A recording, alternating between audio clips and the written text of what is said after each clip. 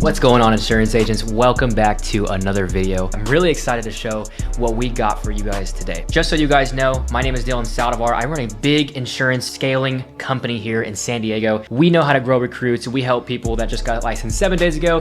We help licensed agents that have been in the game for 20 plus years doing millions of dollars. Doesn't matter where you're at experience-wise, we're here to help you grow and scale your company. Now, I don't make any income claims or anything like that. I'm not guaranteeing that I'm gonna make you cash and all that kind of stuff. We wanna honor the FTC and make sure that I'm not claiming here that I'm going to guarantee you results when you work alongside me. But there's been hundreds of agents that have worked with me that have gotten substantial results, not just in cash collected, but also things like #1 recruiters every other day. With that being said, today I have an industry giant, Mr. Elliot Critchfield, that's going to be in this interview. Elliot's, just for more context, has been working with me now for a little bit over a year. He's an awesome client, definitely an ideal candidate here. He had transferred from WFG over to Experior. We were able to blow him up in recruiting, and he was practically starting from zero. We cover hiring objections. We cover hiring mindsets. We cover if you're a big client guy right now and you want to go, or a client girl right now and you want to start growing a big team in the insurance space. He's going to be covering stuff like that. So I'm not going to keep yapping here. And lastly, if you're new here, make sure you click that subscribe button down below for more recruiting wisdom and more recruiting talent if you want to grow a big insurance agency in 2025 and 2026 and beyond. Excited to show you guys this video here with myself and Elliot, and I hope you guys enjoy. All right, today I'm sitting down with one of the most dominant recruiters in the game right now. We have Elliot Critchfield right here with me, one of our clients that's been with us for quite some time now. Couple of stats from him. He was able to collect $50,000 cash collected in 6 months. 50 agents on his team that he just personally recruited just recently. He's the #3 personal direct recruiter right now in his entire company. Elliot, why don't you just rewind us for a little bit? Where were you before we started working together? I remember you were in WFG at the time, and then you had transitioned back in like October over to your new company, which is Experior Financial. So kind of just tell us, what was it like kind of before working with us when you were back in WFG, and kind of just bring us back for a second. So I got in the industry in 2021, part-time basis. At that time, I was working in the NBA, running sales for the Denver Nuggets. So that was my freelance life. Industry for about 14 times. I had enrolled with WFG at the time, and for about 14 months part-time. Took the business full-time at that point in 2023. So I've actually been full-time in the business now for 2 years this month, which is wild. We started working together towards the end of 2024 through an introduction through someone I truly respect in the business. Was an introduction to you, right? He's another firm now. We're good friends. We're good buddies. All good. And then at that same time, I was actually going the transition of moving myself and my agency from WFG to Experior Financial Group, right? And I won't get into why and that kind of stuff, but at the end of the day, it's been a better home for us, and at the end of the day, a better place to build long term, right? Truly on your book hierarchy, that kind of stuff, better compensation, you get it. But we started that transition, and I think we fully, when I look back at the stats, got things up and running and hit the ground running in October of 2024. So at that time, so your point, stats, basically from starting completely over from scratch. If new agents on here have done that before, which is very difficult, it takes about a month or so to get appointed with your new firm. 6 months with that organization, really 5 months appointed, hit 50K in cash flow. We should, knock on wood, we should be at ring 100K here by the end of this month. We're filming this in March of May of 2025. That's huge, man. And so to be honest, man, like I work with so many agents. Like I work with like the beginner agents that just got licensed 7 months, or yeah, 7 months ago, literally as early as. And then I work with some guys that are, doing millions, right? And so I've kind of had the bandwidth to be able to, talk to so many of you guys. I don't mean to like really do this just to like increase your ego, but dude, you have like something special about you, man. Like you're just consistent as heck. I see you on your Instagram story. You're doing 75 hard. You're freaking doing ice fast. But dude, I gotta ask you for real, bro. Like, what limiting beliefs did you battle early on when you first started the insurance space? Because, dude, everyone has them. I just think that you handled them obviously different because many people don't make it to your level. They just like somebody watching this that probably is battling limiting beliefs right now of like growing a big agency and having that identity where there's so many people under them. Like, what would you say to that person? What are some limiting beliefs that you had? It's twofold. I never I'll frame it this way. I never doubted the business. Like, I come from a sales background. Whatever product or service you sell, if you sell a lot of it, you make a lot of money, right? Like, I come from a sports background. I'm fully aware everyone needs like sports tickets, right? Or season tickets or 6-figure courtside seats. Like, that's truly not a need, right? But we were very good at selling it at a high level. You look in our business, I'm a true believer in everyone needs it, right? So I never doubted the business, and there's enough results out there I can show you, regardless of whatever your background is, you can win this industry, right? Did I doubt I could do it high level? 100%, like most people do when they come into the industry, because it's something you've never done before. If you haven't done it before, you're going to have some disbeliefs. If you've never run a marathon before, man, can I actually run a marathon? Mm. Right. Hmm. So I say to say this, I think the benefit for me, I was exposed to some great leadership in the very beginning that stretched my vision to make me understand what type of business that I wanted, right? Like I didn't come into this industry to be a high level producer and sell financial products for the rest of my career. I had come from an industry where I had worked in a profession and job, and I didn't want a job anymore. Mm. Right? I wanted a business. And once I truly understood what type of business this was, and as a distribution business, okay, well, I know I can do that. Training, developing, hiring, making people better, right? Developing leaders. I knew I could do that because that was from my past life. I doubted the financial services and products and stuff like that because it's nothing that I had done before, Mm. right? So I think to answer your first question is that it's figuring out, hey, everyone wants a certain type of lifestyle, but what type of business is going to get you to that lifestyle? Are you going to be a high level producer? Do you want a little bit of a smaller agency? Do you want a big agency, or do you want to be an industry giant? Right? It's like, what does that business look like? And get super, super crystal clear about that. They even talk about that in the book Think and Grow Rich, right? Hmm. And then you look at the flip side of that, what hasn't stopped me since then, to keep going. Look, I think people think they have to know everything before they get started. Like you don't. You just have to do, right? Your belief grows through action, where sometimes you don't have to believe to Mm. take the action. Take the action, then you grow the belief, right? So you look at even all stages of business of my progression. I jumped too early full time. I'm fully aware of that, right? Like it's I wasn't fully ready to do it, but so what, right? Like you look at some of the next levels we've hit in business, we weren't ready for it. But you just go, you just move, and at the end of the day, you know the parachute will open on your way down. Ultimately, at the end of the day, so in order to get there mentally, yeah, you have to work on you. You have to build you. You have to build the mental toughness, the discipline, fortitude. You talk about 75 hard and stuff like that. I don't enjoy doing that all the time, but I know I need that in this season of life to keep me grounded and build a foundation to make sure that I'm doing the things I'm supposed to do every single day, things that I want to do, the things that I have to do to grow. So hopefully that two-pronged answer your questions and give some value to the Yeah. newest person No, out there. no, that's so great, bro. I love that you say that, dude. It's like I kind of do the same thing with myself. I think the best thing we do as entrepreneurs is put us forcefully through like those uncomfortable environments so we can kind of prepare for the day. Because I mean, dude, you probably get up every single day. You got so many people hitting you up now. Like you got clients to deal with, you got operations to deal with, you got all kinds of stuff in business that can go wrong. And it's like it's just going to be tough every single day. And so if we don't prep ourselves for it, we're kind of just setting us, ourselves up for a loss there, right? So I'm a big believer on that as well. So that's really, really big, dude. So tell me, bro, a lot of people that I kind of work with, even like some of the big dogs, believe it or not, bro, people that are making a lot of money. I noticed that when it's time to go spend money on ads, they have kind of a mindset, a stigma around spending, right?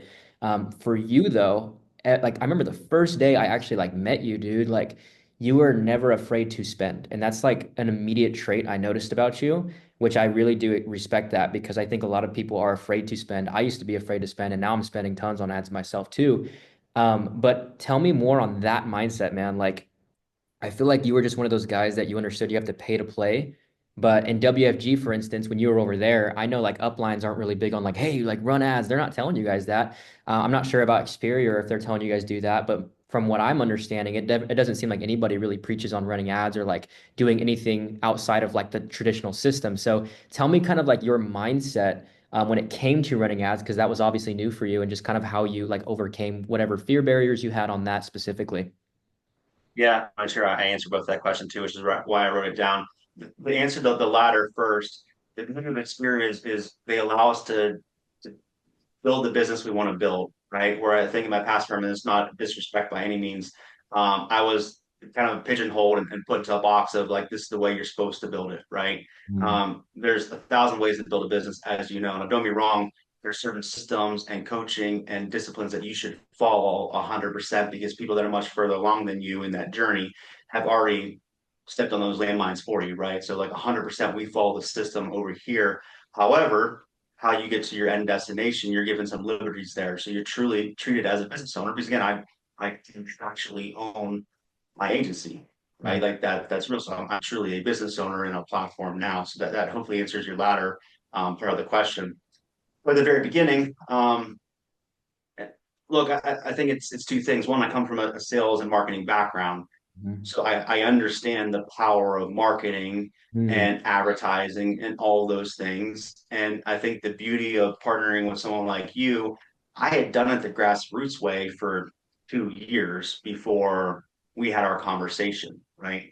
And I think what gave me some, I would say, peace of mind on you call the risk versus return.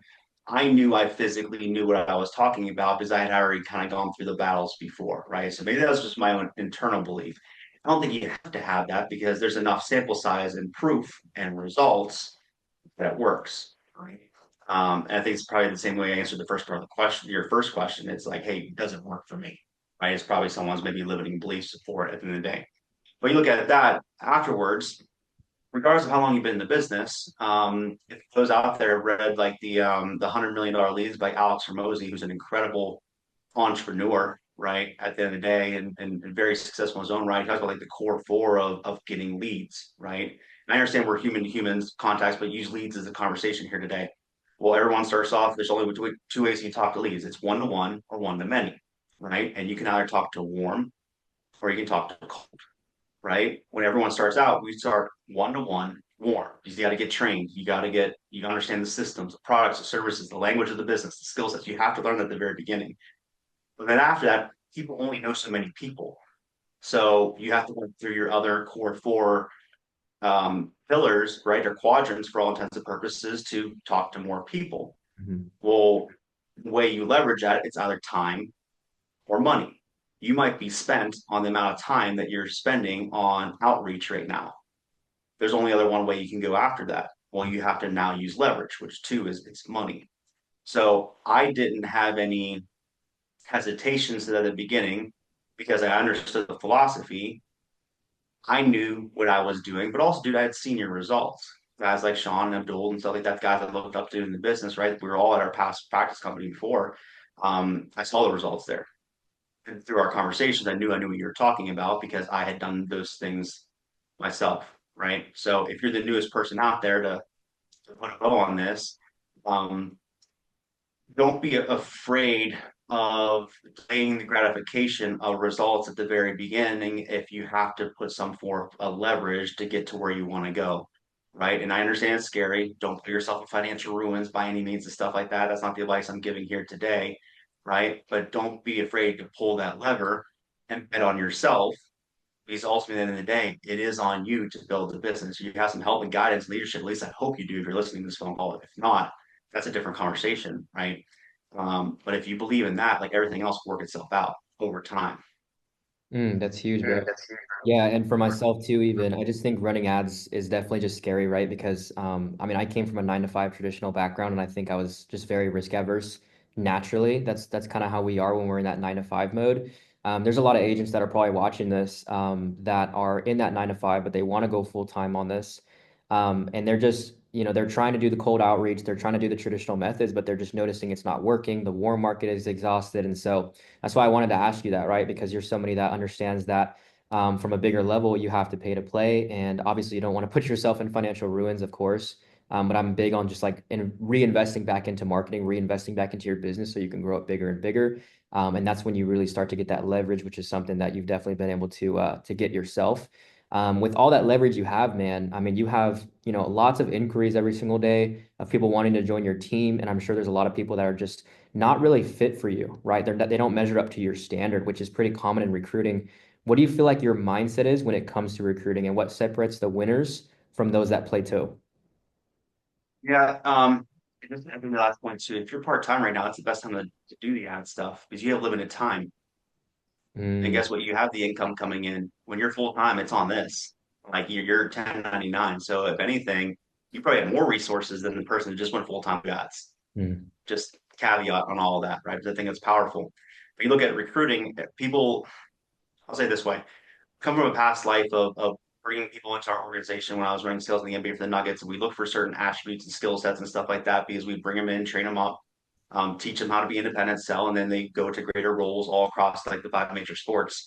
And I think in this business, the interview works backwards, right? At the end of the day, because the business we're in, essentially, you're going to go through multiple interviews as you kind of get into this business to see if you're actually qualified to go out and do it, right? It's like a reverse of just a corporate job where you're going to go through 6, 7 interviews beforehand, right?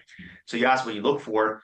Well, yeah, it's the stuff that everyone looks for. Like it's work ethic, it's discipline, it's mental toughness, all those things, right? Like, do you have certain attributes and skill sets that would translate well into the world that we're doing right now?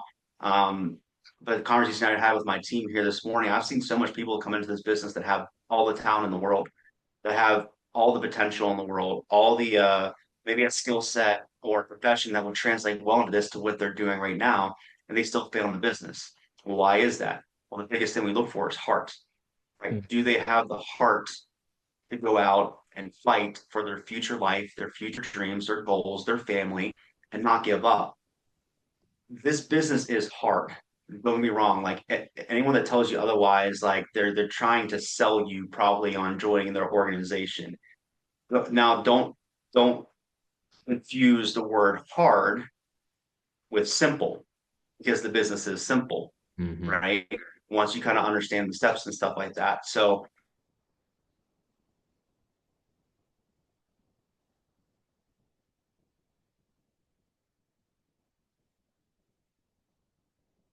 rejection and the adversity that is truly the test, the interview on if you're cut out to do this, right?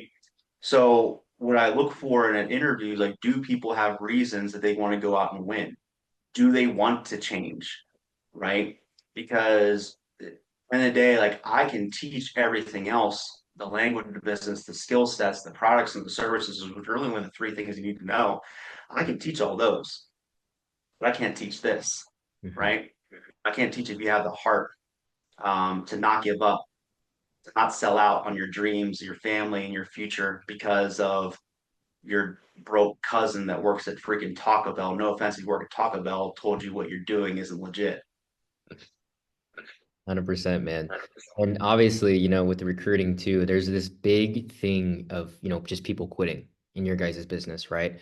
Um, I talked to a really big agency owner, I think it was 3 weeks ago, and I'll never forget what he told me. I mean, I learn from all you guys all the time, and he says out of every 5 people you recruit, typically only one of them is going to stick around.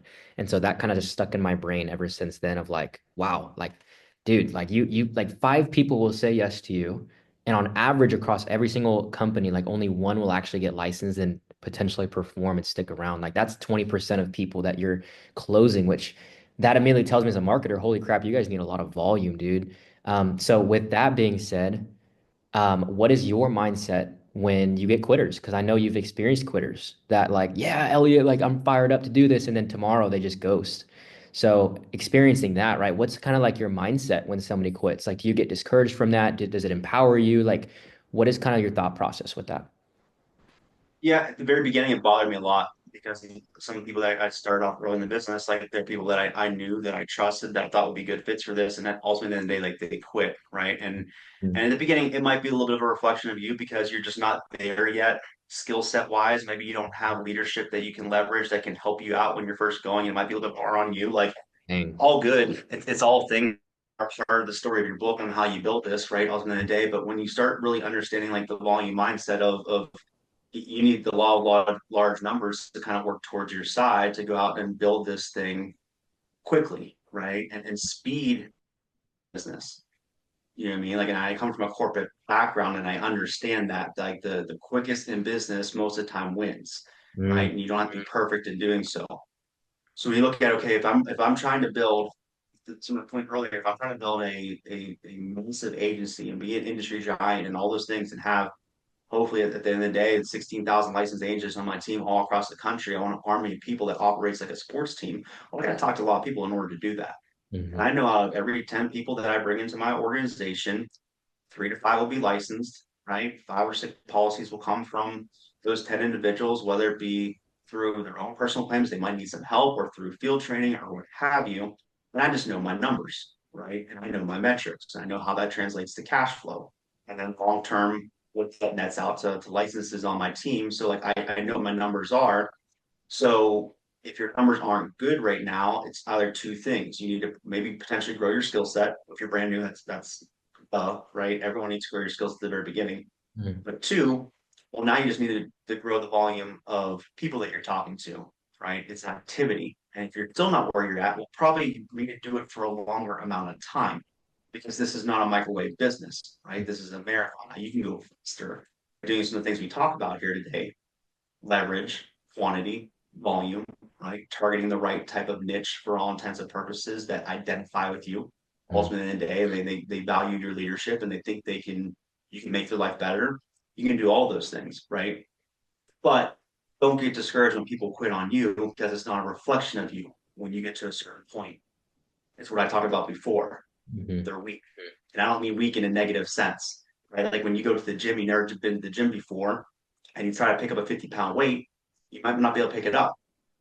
It doesn't, you're just weak. You got to get stronger, right? And these people aren't strong enough right now, typically, when they get involved with us, that they can handle a type of rejection all in the day. So, some of the best advice I got earlier on from a mentor of mine, my past firm, is you treat every single person that comes into your organization as your next broker, right? The next leader within your organization, but emotionally, you're okay if they're not there tomorrow. So you don't live and die on everyone. That's not to say I don't care about everyone and give everyone an ample amount of opportunity. But some will, some won't. So what? You go on to next, right? And then you lock and go on the people that are truly bought in, that have the heart, that want the change. And if they give the effort, cool, you meet me at the 50-yard line, I'll give you 110%. That's huge, man. And there was something that you said that really resonated with me, which was in the very beginning when you answered this question, there's like an extreme ownership to like people quitting on you sometimes, right? Because I think when people quit, sometimes people are just like, oh man, like such a quitter, X, Y, and Z. Like they're trying to like blame the other thing, the other thing that's not them. But sometimes it might be your operations. Like maybe they didn't get licensed fast enough. Maybe you didn't get them a win quick enough. Maybe you didn't nurture them quick enough. Like there's certain things that even myself, like I mean, I'm not in the insurance space, but I have to hire for my company too. And I'm just learning still till this day of recruiting is like, I've had people that I recruited them into my company and then they quit like literally 14 days in. And I'm like, instead of me being like, oh, they suck, whatever, it's more like, what did I do wrong? Did I maybe not have the right systems in place? Did I not onboard them properly? Did I not X, Y, and Z, right? And so I always force myself to kind of like look in my own mirror. And Jocko Willink has this amazing subject of extreme ownership. And I literally, that's one of my core values in my company, not just with myself as a man, but with the standard I set for my team, right? So really big on that. And I definitely heard a stroke of that from what you kind of said there. So that's really, really big, man. Question for you, dude, more on the marketing side, technical stuff, because this is like a really big question people have, is like, let's just say, you're cranking lots of volume. There's a lot of leads coming in for recruiting. What is your follow-up process like? So like when, let's just say, John Doe hits you up and he's like, going back and forth with you in Messenger and maybe he ghosts you or something like that. Are you following up with people or are you kind of in the mindset of like, ah, no, if he can't even respond to me, then I'm just gonna like he isn't serious enough. Like, what's kind of your mindset with follow-ups for recruiting? Yeah, it's funny if you want to segue to your point, like Jocko Willink, like his second book, which I actually prefer a little bit more too, is the dichotomy of leadership. Right? So there's the dichotomy of your follow up. I'm never going to beg someone to join my firm because Hmm. if I'm begging someone to join my firm, I'm gonna have to beg them to get licensed. I'm gonna Hmm. have to beg them to go through their own financial plan. I'm gonna have to beg them to make a top 25 list, right? To get their 10 to 12 training appointments done before they can go out and hopefully become independent because that's how we structure people. And we don't take people in the field until they're licensed. That's a massive shift we made from our last company, which I truly believe in, right? Because you're not licensed, you can't make money. Why are we wasting time with it, right? Hmm. It's safe to say this, like I have a cadence of follow up that if someone's initially reaching out to me, I'll probably hit them up two, three times ultimately at the end of the day, right? If it's a messenger or if it's like phone calls and stuff like that. And even from me, that's typically the most you'll hear from me. Now I say that to say this, like as you know, we've worked out a little bit of the system and the cadence that I do have some of my frontline leaders in my organization that also help kind of work through this process with me. Mm-hmm. right? So like I am not a one-man show. So typically first voice, if it's an internal lead that comes in, like first voice is probably going to be me most of the time, 95% of the time, depending on what I have going on, right? Most of the time, even a second would be for me. But then it's other people within my organization, right? And the power of how we're positioned here with Xperia and our platform, we have the ability to kind of map and beam people and have percentages of new people coming on board. So like they have a stake in the game for all intents and purposes to help with this follow-up process at the end of the day, right? And at the same time, I'm constantly making sure that some of my top guys have momentum, right? Which is the biggest thing you want to have in the business, right? So people may ask, well, hey, what's your direct cadence and stuff like that? Well, it just depends. Like you should be hitting the person up probably in their first 24 hours and getting out. Trying to do stoppable principle. That's like the latest, right? Right.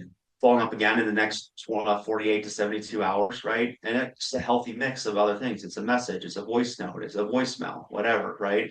I'm not going to really go after that person and continue to drill down on follows because ultimately in the day, you then look desperate because you're continuing to chase people down, right? You know, Mm-hmm. when I do my face-to-face presentation or my hiring interview, however you want to translate it in the business, like the presentation is like 7 minutes. Like it's quick. It's a more get to know you. Do you make sense? I want to know about that person. Like, do they fit my style, my culture that I'm building? Right? Do I have a sense of attributes and reasons why they want to be successful? Right? I'll go through just some logistics on kind of how we're positioned, how we're structured, and at the end of the day, like maybe just my confidence that I don't think there's a better platform in the entire industry. No offense to anyone else, other companies out there. You're great where you are, and I'm sure you're successful. You just can't convince me otherwise. It's not a better platform. And I think my belief in it, I don't need to go out there with stats and comp plans and ownership and all those type of things, right? Which is all things that we have. I want to get to human. And I think back to myself, presentation when I got into the business. Dude, I didn't. I didn't care. You know what I mean? yeah. I knew it was a vehicle that could get me to where I want to go. And I believe in the people that I was around can help me get there ultimately at the end of the day. So it is a human to human thing. And then after that first presentation, same thing. It makes sense or doesn't make sense. And if it doesn't make sense or you got to think about it, cool. I have an interactive deck we can send you in the back end. If you're more of a technical thinker or you want to chat with the wife, like all good, like or husband or spouse, like I get it. I'm married. That's a very important thing. You have to make it sometimes a family decision. Ultimately, the day, right? Was I want a spouse coming after me? Hey, what would you get my significant other into? If you have to do that, great. But I'm not going to keep calling you every 2, 3 weeks to like get enrolled because then I'll have to beg you for the rest of your time with us and do anything. Yeah, dude. And it kind of sounds like, would you say it's more of like when you're on that, let's say this is the hiring interview. Would you say it's more you trying to sell them, or do you put them in the position where it's like them trying to sell you? Like, what would you say the kind of stigma is on that call? Is it an art? Is it more you Yeah. selling? Is it more them selling? What would you say? Um, I think the correct answer is a mix. It's the Mm, dichotomy of the conversation. Like, yeah, you need to sell me on are you a fit or can I help you ultimately at the end of the day? It's probably the better way to position it. Just I take ego out of the equation. It's not like, hey, you have to be a certain level or have these certain things to work with me. Like, who the hell am I as a person to like put myself on that type of podium, right? mm, And if you are a leader, like take ego out of the equation. My mentality every single time when I sit down with someone is like, can I truly help this person? that's Like, can I change their life? Like, is this a fit for what they're looking to do? And if it's not a fit, it's not a fit. I'm not trying to put a square peg in a round hole for all intents and purposes. And then when I go through the presentation, whatever they're looking to achieve, well, cool. I'm just positioning the business on what they're looking to achieve, right? Because everyone has different goals. But most of the time, people want either more money or more time, more legacy, more impact, if not all those things. You know what I mean? And it's just kind of finding that right fit for them. Like Tony Robbins has that great speech is like the six humans needs. I think is like one of his TED talks, like way back, like OG Tony Robbins days, right? And every single person has one of those needs. So when you're sitting down with a person, like you kind of talk to them the way they want to be talked to for all intents and purposes. But at the very end, well, yeah, I am taking it away. Like I'm gonna have to make sure that you want it, that you want change. And then cool, like if I think I can help you. I think you have integrity. I think you can operate to a standard and work hard and you're coachable. Like, cool, who am I to deny you the opportunity ultimately in the day? Because then the business, our system, will weed out ones that weren't meant to be part of our end journey. Mm. Do you feel like somebody right now watching this that doesn't have volume, and believe it or not, I just talked to somebody on a call yesterday that's doing about 90K a month because he's out in Canada and this guy's doing 90K a month on the client side, but he has nobody on his team. Like he's one of those guys that's really big on the client side, but not very big on the recruiting side. Um, what are your thoughts on somebody that is big on the client side? They're not used to recruiting humans and pouring into people. What are your kind of like mindset on that, right? Because I know you're kind of balancing both. But what is your thought process there for somebody that's like really big on the client side, but they're not very big on recruiting? Without knowing like their personal information, I would evaluate like is your platform positioned to be able to do both? Because typically, like in the industry, like you're either at a producer model or you're at a builder model. Mm, Not a pitch for Xperia, but we had the ability to do both here at the end of the day, right? But it's getting around people that can help you with that skill set. You know what I mean? And help build people. Do they have experience in that regard? It's the best of both worlds. And maybe my ultimate, without knowing that person's situation, um, I would say my challenge to them or question to them is self-evaluation. Like, what type of business do you want 5, 6, 7, 10 years from now? mhm. You know what I mean? If you want to be a personal producer and keep doing that forever, cool. Like all good. Like this business is this industry as a whole is incredible. That regardless of how you want to build it, you pretty much have the ability to do so because of how lucrative it is as a whole. You know what I mean? So if that's what you want to do. Cool, rock on. There's nothing wrong with it. Also, at the end of the day, right? But if hey, you want to not be reliant on you every single month, well, cool. If you're producing 90K a month in in target or premium or cash flow or however your position there, well, cool. How many people can you help to go out and do the same thing? Because my challenge part to them is like, hey, you're probably most likely underutilizing your skill set. Mhm. Because if you had the ability to do that, how many more people could you impact Oh yeah. to do the same time? But also, if you're just super passionate about helping clients, like, well, cool, you can only help so many clients alone. You know what I mean? And once I figured out this was truly a distribution model, you listen to like the giants in the industry, what they've been able to build. Well, if you're more impact driven, and that's one of your more human needs, right? Is impact and helping people and service. Well, cool. Think how many people you can serve by just teaching a couple other people to do what you do. Yeah, You know what dude. I mean? If that's what you want to do, like maybe you're a little selfish for not doing that. You know what Yeah. I mean? Yeah, I mean, I remember this individual was telling me he didn't want the responsibility of dealing with humans because he was more just kind of like that digital nomad lifestyle. Like, I'm making good money, I'm already kind of good to go. I feel like I'm gonna be tying down my time with people. And I tried to let him know, like, hey, dude, it's just totally like where you see yourself going with the business. Like, when you Mhm. bring people in, it's gonna be difficult. Yeah, there's emotions, there's feelings, all kinds of stuff like that involved with the other people you're dealing with, but there's more impact not just with the humans you're impacting, but also with your time. Because when those people start producing, when you teach them your amazing skill set of how you got to 90K a month, I mean, imagine what, I mean, realistically, they're going to make you, but you're also going to change their life, right? So um, Yeah. that's kind of how I looked at it there. And he was in a different parent company, different IMO, but that's just kind of like something that I was really wanted to ask you about. You know what I mean? Also, it doesn't have to be just on you. You know what I Mm, mean? I think in this business, like I love the extreme ownership of like it's all on you, and I'm a firm believer in the concept. But once I learned the power of leverage, like that's when my business got a little bit bigger. And maybe it's just because of the platform I'm on right now. It's just because of how we operate and doing things the way we do business. Like there's ways internally that we have the ability to help with that, right? Like I have mm, a high level producer that's coming on board in Canada.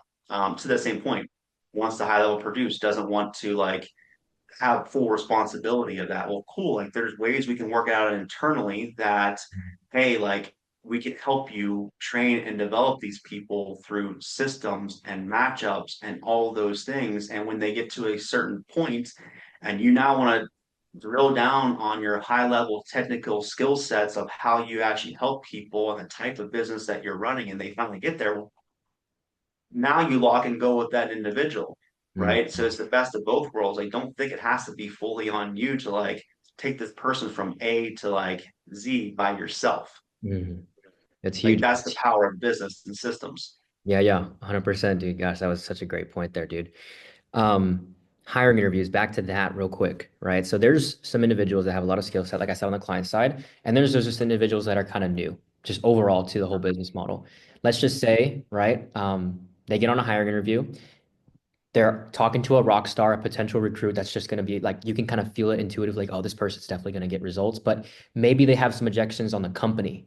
Maybe they feel like it's just something bad, or it's just they're not sure about it. I'm sure, dude, you've been through so many different objections on these calls. Like, what's like the maybe like the top three, just quick one-liners, like top three objections that you're getting on hiring interviews very consistently? Um, that's incredible question.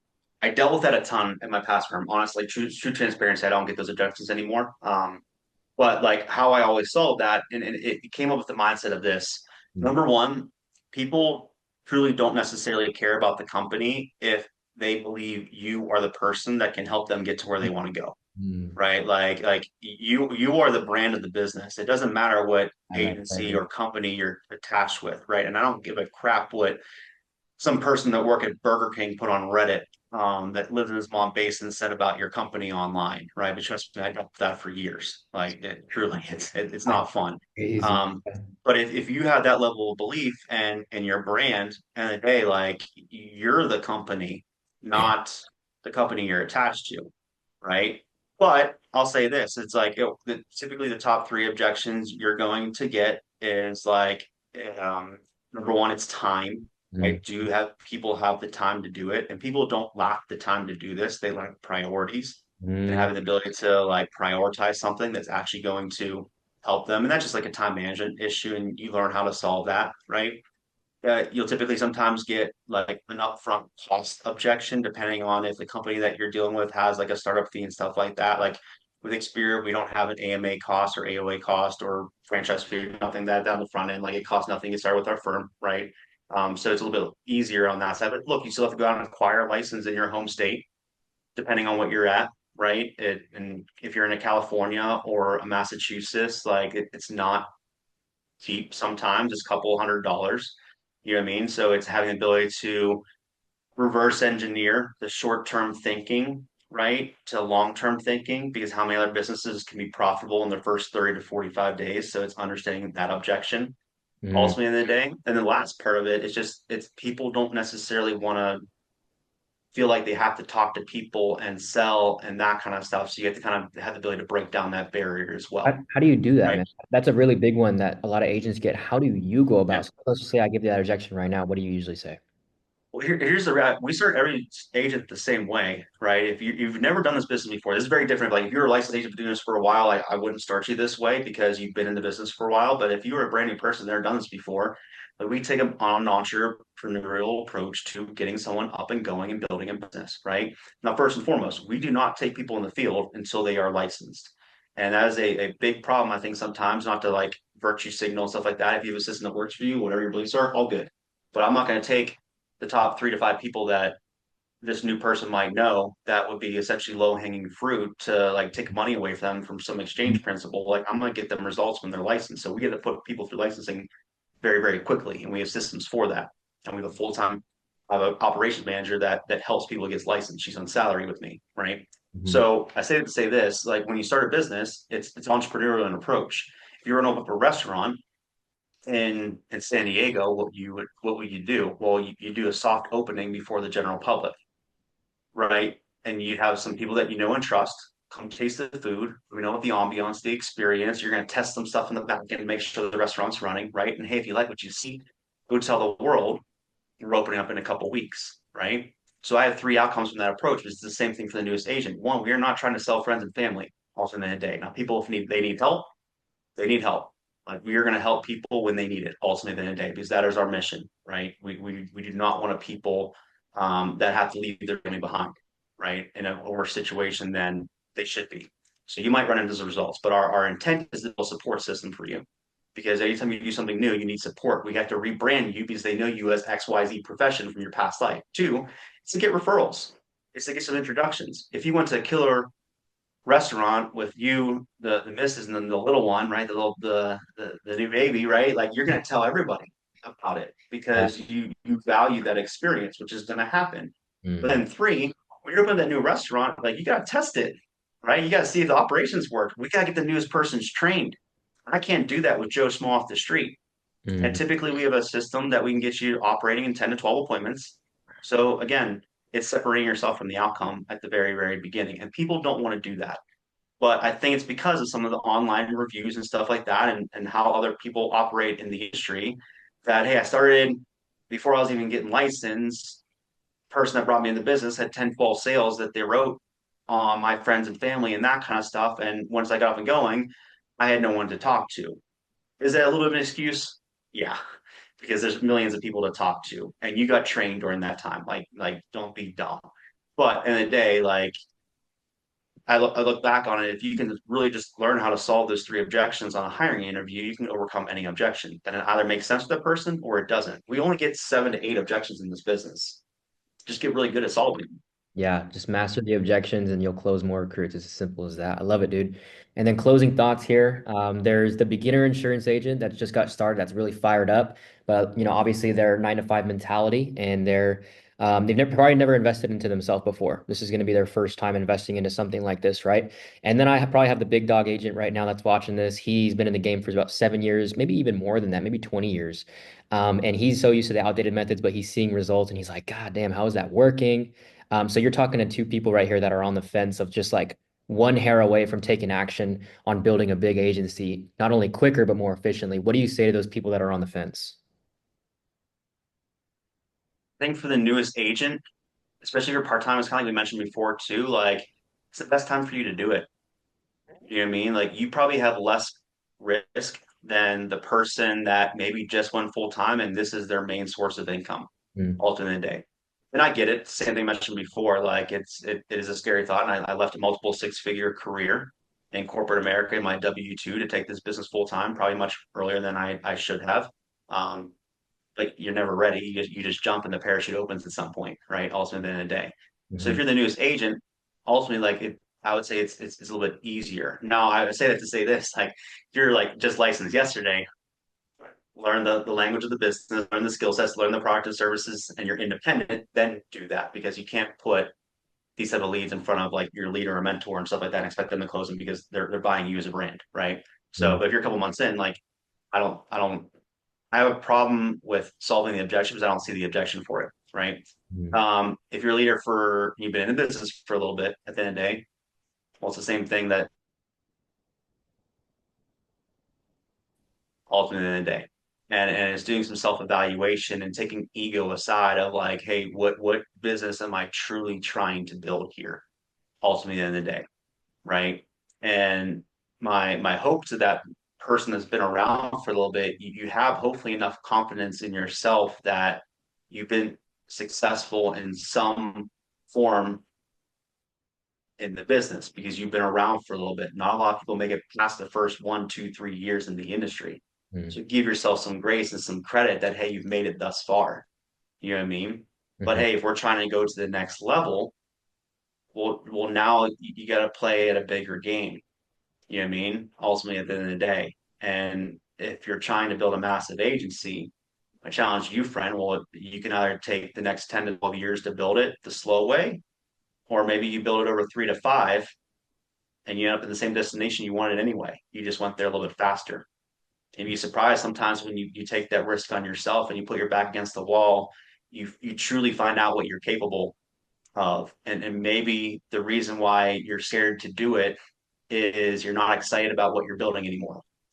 And if you're truly excited about what you're building and where you're going, maybe you act a little bit more of urgency and passion about what you're doing on a day-to-day basis and waking up with some freaking energy to get after it at the end of the day. Dude, that's Or maybe you need leadership around there too that can help support you and maybe you do need some systems and structures to handle that.